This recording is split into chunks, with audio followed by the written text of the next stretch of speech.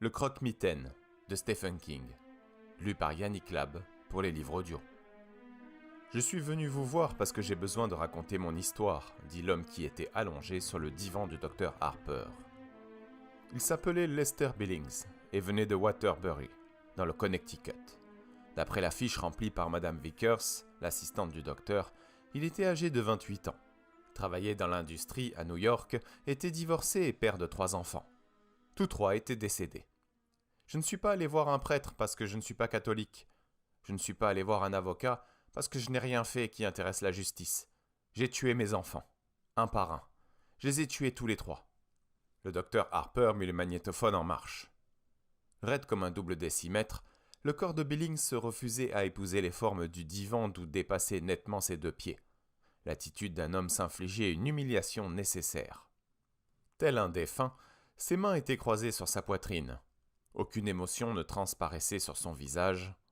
Il observait le plafond d'un blanc uni comme s'il voyait s'animer des scènes et des images. « Voulez-vous dire que vous les avez réellement tués ou bien… » ?»« Non. » Un spasme d'impatience agita sa main. « Mais c'est moi le responsable. Denny en 1977, Shirl en 71, et Andy cette année. C'est de cela que je voulais vous parler. » Le docteur Harper ne répondit rien. Il fut frappé par l'air hagard et prématurément vieilli de Billings. Sa chevelure s'éclaircissait et son teint était jaunâtre. Son regard trahissait la fréquentation assidue du whisky. « On les a assassinés, vous comprenez ? Seulement, personne ne veut le croire. Si on voulait l'admettre, les choses pourraient s'arranger. » »« Et comment ça ? » ?»« Parce que… » Billings s'interrompit net, se redressa brusquement sur ses coudes et fixa des yeux un point situé à l'autre bout de la pièce. Ses paupières ne laissaient plus voir que ces 2 fentes noires. « Qu'est-ce que c'est que ça ?» aboya-t-il. « Ça quoi ? Cette porte. »« Un placard ?» répondit le docteur Harper.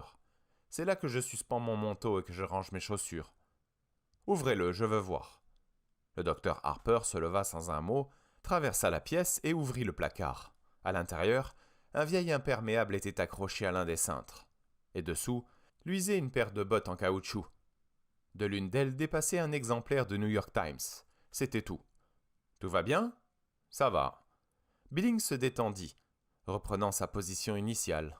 « Vous disiez, » dit le docteur Harper en revenant vers sa chaise, « que vos ennuis disparaîtraient si l'on trouvait que vos 3 enfants étaient assassinés. Vous êtes en mesure de m'expliquer cela ? » « J'irai en prison, » répondit immédiatement Billings, « jusqu'à la fin de mes jours. Et dans une prison, on peut surveiller tout ce qui se passe. Partout. » Il sourit dans le vide. « Comment vos enfants ont-ils été assassinés ? » ?»« Ne me brusquez pas. » Billings eut un mouvement spasmodique en direction de Harper qu'il fixa de ses yeux mornes. « Je vous le dirai, ne craignez rien.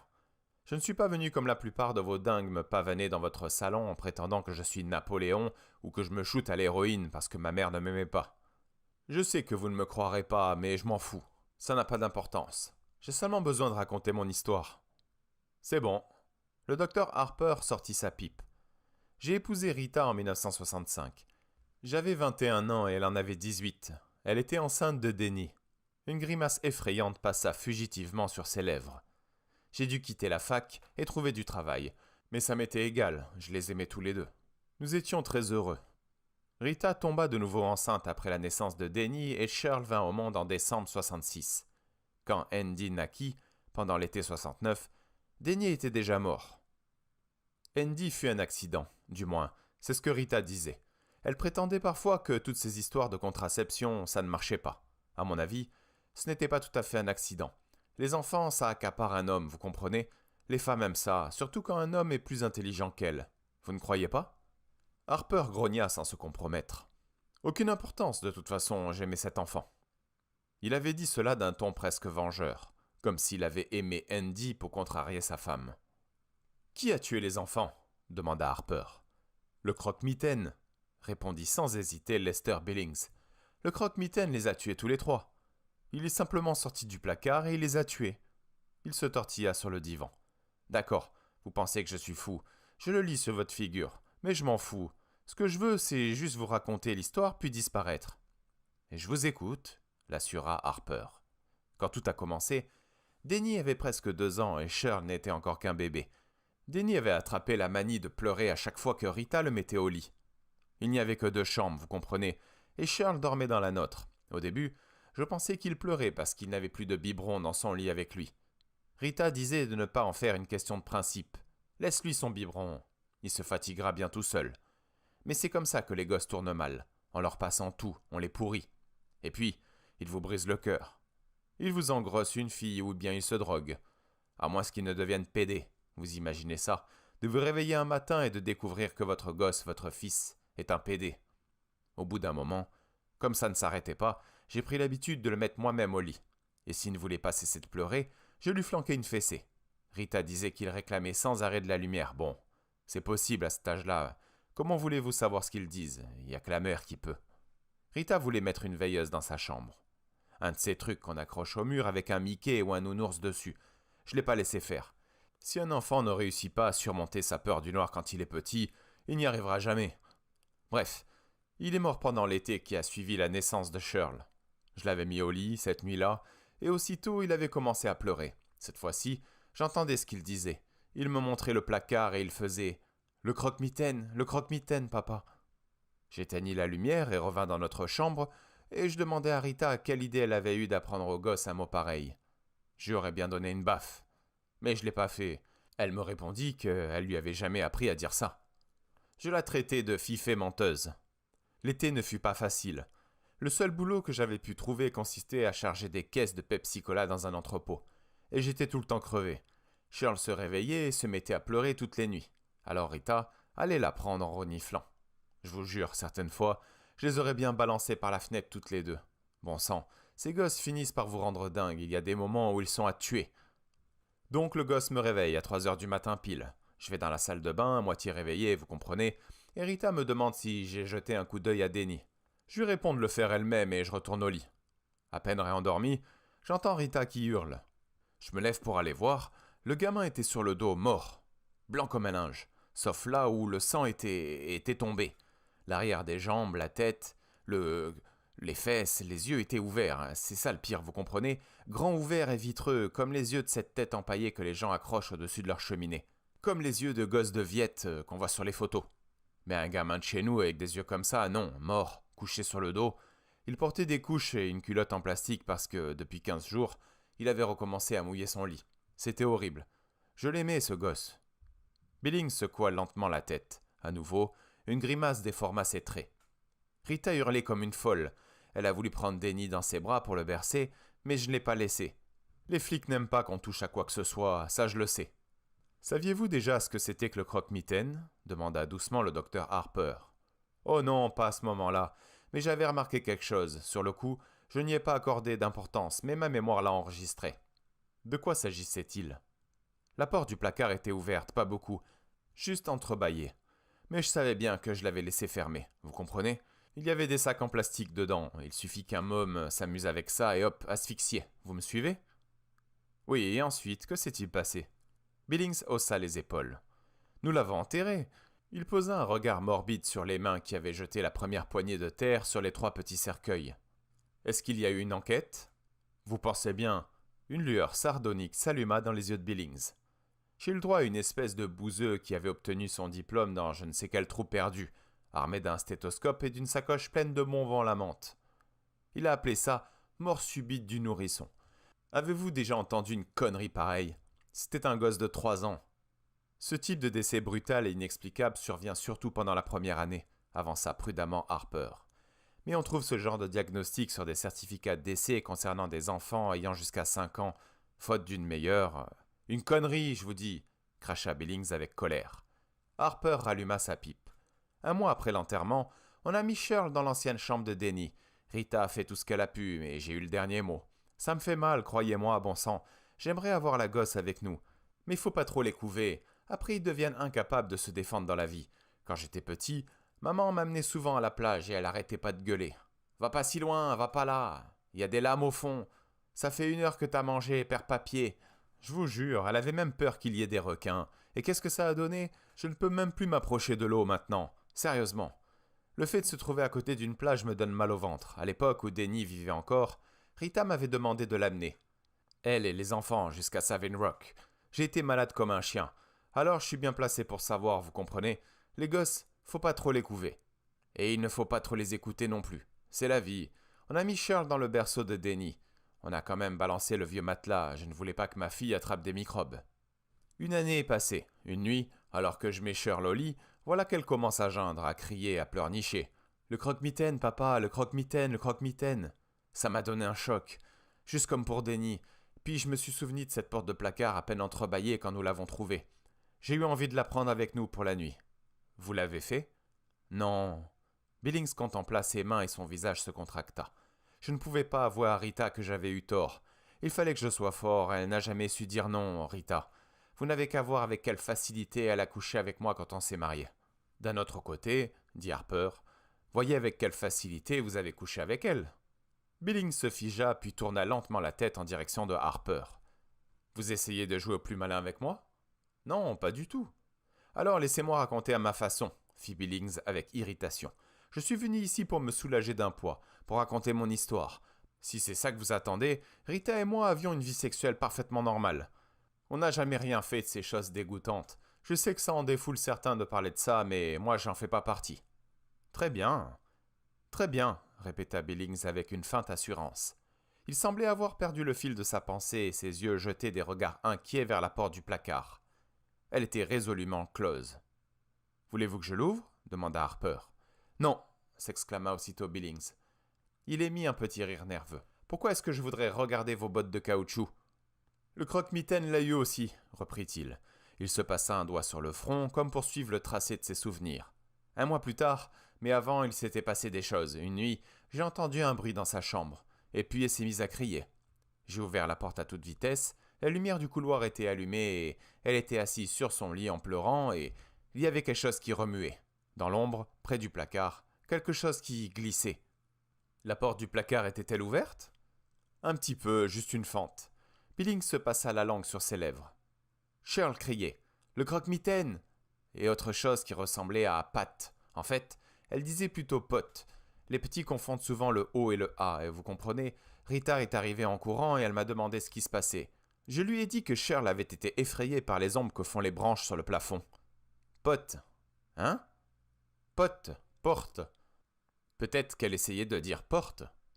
Peut-être, fit Billings. Peut-être, mais je ne crois pas. Il me semble bien que c'était Pat. Ses yeux étaient de nouveau rivés à la porte du placard.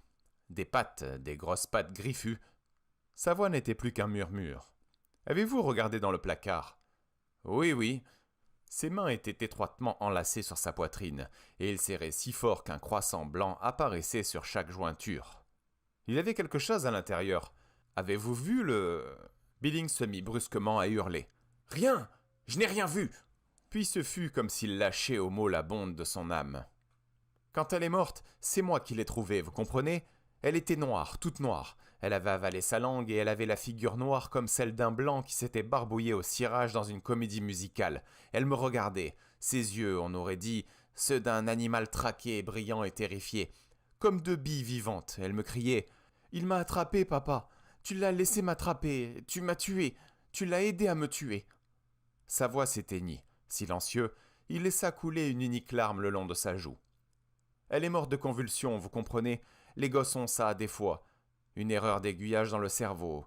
Ils ont fait une autopsie à l'hôpital de Hartford et ils nous ont dit qu'elle s'était étouffée en avalant sa langue à cause des convulsions. J'ai dû rentrer tout seul à la maison parce qu'ils ont gardé Rita sous sédatif. Elle était devenue hystérique. Et donc il a fallu que je rentre tout seul en sachant très bien qu'un gosse n'a pas de convulsions comme ça juste parce qu'il a le cerveau baisé.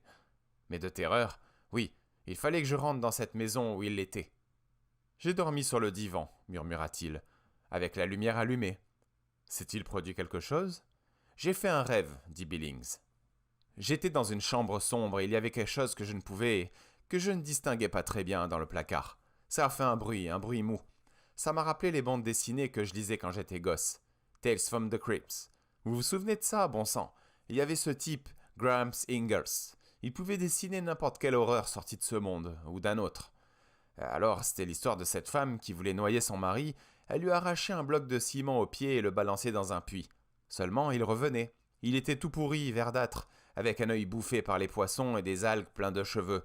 Il revenait et il la tuait, donc, quand je me suis réveillé au milieu de la nuit, J'avais l'impression qu'il serait penché au-dessus de moi avec ses pattes, ses longues pattes griffues. Le docteur Harper jeta un coup d'œil sur l'horloge digitale encastrée dans son bureau. Lester Billings parlait depuis près d'une demi-heure. « Quelle fut l'attitude de votre femme envers vous lorsqu'elle revint à la maison ?»« Elle m'aimait toujours, » répondit Billings avec fierté. « Elle continuait à faire ce que je lui disais. C'est le rôle d'une épouse, n'est-ce pas? Ce MLF ne sert qu'à rendre les gens malades. C'est ce qu'il y a de plus important dans la vie, c'est de savoir où est sa place. La position qu'on doit occuper dans l'existence ?» « Exactement !» Billings fit claquer ses doigts. « C'est exactement ça. Une épouse doit suivre son mari. Oh, elle est restée un peu apathique pendant les 4 ou 5 premiers mois.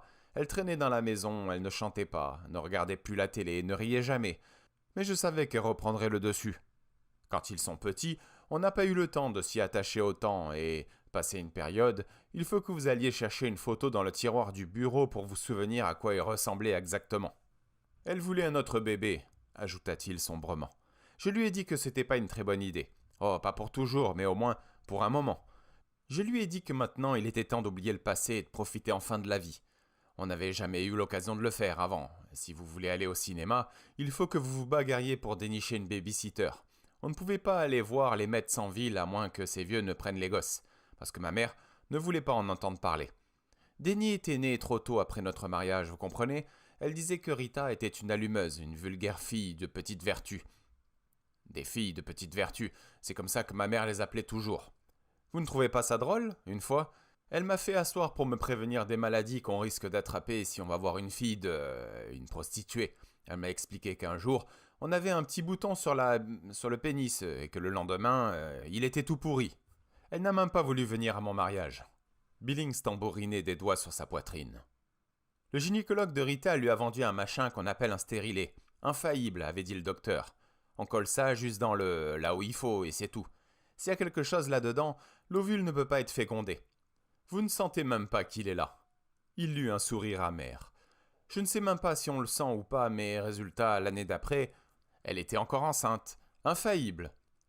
Il n'existe pas de méthode de contraception parfaite, intervint Harper. La pilule n'est efficace qu'à 98%. Le stérilet peut être éjecté par de simples crampes, une forte menstruation, et dans des cas exceptionnels, à cause d'un phénomène de rejet. Oui, ou alors, vous pouvez l'enlever. C'est possible. Et ensuite, vous voulez savoir? Elle s'est mise à tricoter des petites affaires, à chanter sous la douche, à grignoter des pickles toute la journée, s'asseyant sur mes genoux pour me raconter que Dieu l'avait voulu. Connerie. L'enfant est venu au monde 1 an après la mort de Shirl? C'est ça, un garçon. On l'a appelé Andrew Lester Billings. J'ai fait comme s'il n'existait pas, au moins au début. Elle s'est laissée engrosser, qu'elle s'en occupe. Je sais que ça va vous paraître dur, mais il faut que vous vous souveniez par quoi je suis passé. Mais je n'ai pas pu longtemps résister. Vous savez, d'abord, c'était le premier de la nichée qui me ressemblait. Denny ressemblait à sa mère, et Shirl ne ressemblait à personne, à part peut-être à ma grand-mère, Anne.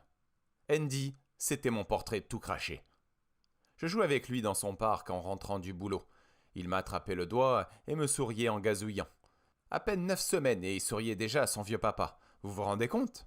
Et puis un soir, je suis ressorti d'un drugstore avec un mobile accroché au-dessus du berceau du gosse. Moi, je me disais toujours que les mouflés n'apprécient pas vraiment les cadeaux jusqu'au jour où ils sont assez grands pour dire merci. Et voilà que je lui ai acheté des babioles idiotes. Et tout d'un coup, je me suis rendu compte que, de tous, c'était lui mon préféré. J'avais changé de boulot, une bonne place cette fois. Je vendais des accessoires de perceuse chez Cluett & Son. Je me débrouillais bien et quand Andy a eu 1 an, nous avons déménagé à Waterbury. Cet endroit nous rappelait trop de mauvais souvenirs. Et il y avait trop de placards. L'année suivante fut la meilleure que nous ayons connue. Je donnais ma main droite pour le faire revenir. Oh, la guerre du Vietnam se poursuivait. Les hippies continuaient à se balader à poil et les nègres s'agitaient pas mal. Mais rien de tout ça nous atteignait. Nous vivions dans une rue calme, entourés de voisins agréables. Nous étions heureux. Une fois, j'ai demandé à Rita si elle n'était pas un peu inquiète. Vous savez, comme on dit, jamais 203. Mais elle m'a répondu qu'elle avait confiance. Et qu'Andy n'était pas comme les autres et que Dieu l'avait pris sous sa protection. Elle contemplait le plafond d'une façon morbide. Tout a recommencé l'année dernière. Quelque chose s'est mis à changer dans la maison. J'ai pris l'habitude de laisser mes bottes dans l'entrée par crainte d'ouvrir la porte du placard. Je ne pouvais m'empêcher de penser, et s'il était là-dedans? Tapis à l'intérieur, et prêt à bondir dès que j'ouvrirais la porte.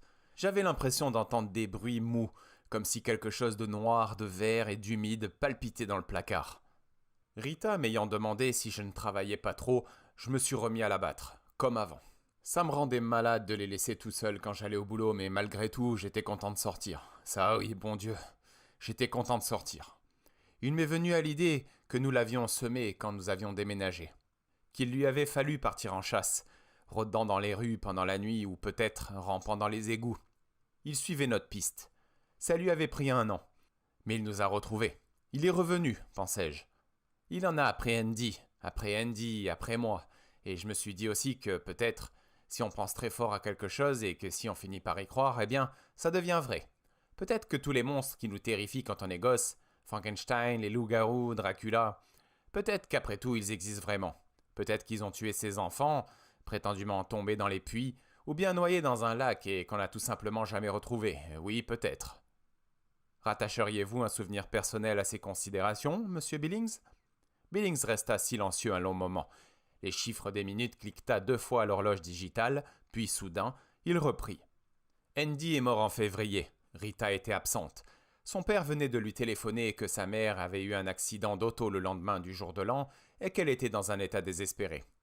Elle était partie par le premier car cette nuit-là, en fait, sa mère n'est pas morte, mais elle est restée dans un état critique plus de 2 mois. J'avais trouvé une femme très bien pour garder Andy pendant la journée. Le soir, on était tout seuls, lui et moi, et de plus en plus fréquemment, je retrouvais les portes de placard ouvertes. Billings se mouilla les lèvres. Le gosse dormait dans la même chambre que moi, ça aussi c'est drôle. Une fois, quand il avait 2 ans, Rita m'avait demandé si je voulais qu'on l'installe dans une autre chambre. D'après Spock, ou je ne sais quel autre charlatan dans ce genre, il paraît que c'est mauvais pour les enfants de dormir dans la même chambre que leurs parents et que ça leur donne des traumatismes sexuels ou quelque chose comme ça. Mais on ne l'a jamais fait avant que le gosse dorme, si vous voyez ce que je veux dire. Et je ne voulais pas le changer de chambre. J'avais trop peur, après Denny et Shirl. Mais vous vous y êtes cependant résolu, n'est-ce pas ? Demanda le docteur Harper. Ouais, fit Billings. Il eut un sourire contraint. Je l'ai fait. Nouveau silence. Billings sembla ne plus savoir comment le rompre. J'ai été obligé, aboya-t-il enfin. J'étais bien obligé. Quand Rita était là, ça allait encore. Mais depuis qu'elle était partie, il ne se gênait plus. Il tourna les yeux vers Harper et découvrit ses dents en une grimace féroce. Oh, vous ne me croirez jamais. Je sais ce que vous pensez, que je suis un dingue de plus à inscrire sur vos tablettes. Je m'en rends bien compte. Mais vous n'étiez pas là, vous, espèce de fouille-merde pouilleux.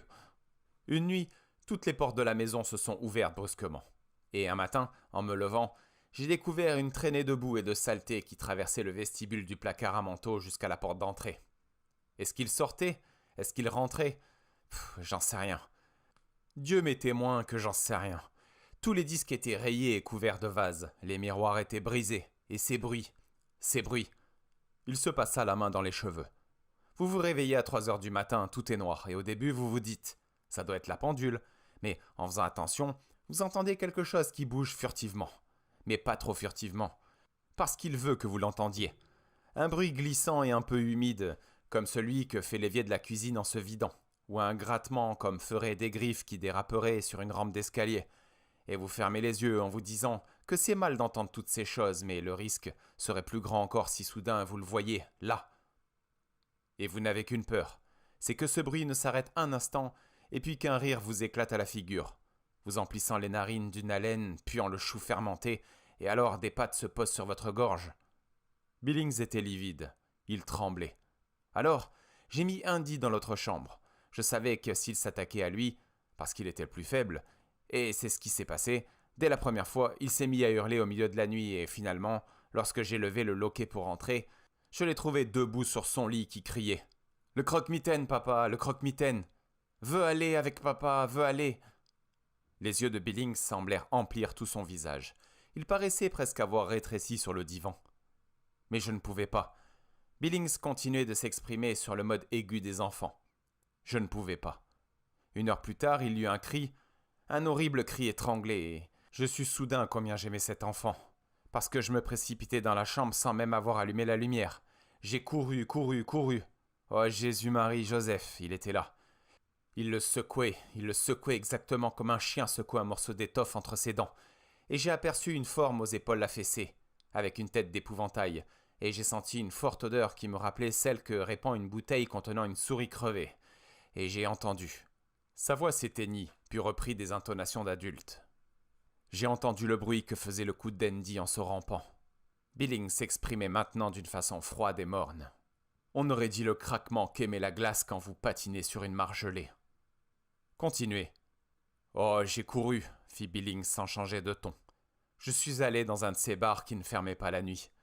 Peut-on imaginer pire lâcheté ? Se précipiter dans un bar et boire 6 tasses de café. Je ne suis revenu à la maison qu'à l'aube. J'ai appelé la police avant même de monter dans la chambre. Il était allongé sur le sol et me fixait des yeux. Il m'accusait. Un petit filet de sang avait coulé de son oreille. Juste une goutte, en fait. Et la porte du placard était entr'ouverte, à peine entrebâillée. Il se tut. Harper jeta un coup d'œil sur la pendule digitale. 50 minutes s'étaient écoulées. « Prenez rendez-vous avec mon assistante, dit-il. Ou plutôt, prenez-en plusieurs, les mardis et les jeudis ? » Je suis seulement venu pour vous raconter mon histoire, protesta Billings, pour me débarrasser du poids qui pèse sur ma poitrine. J'ai menti à la police, vous comprenez ?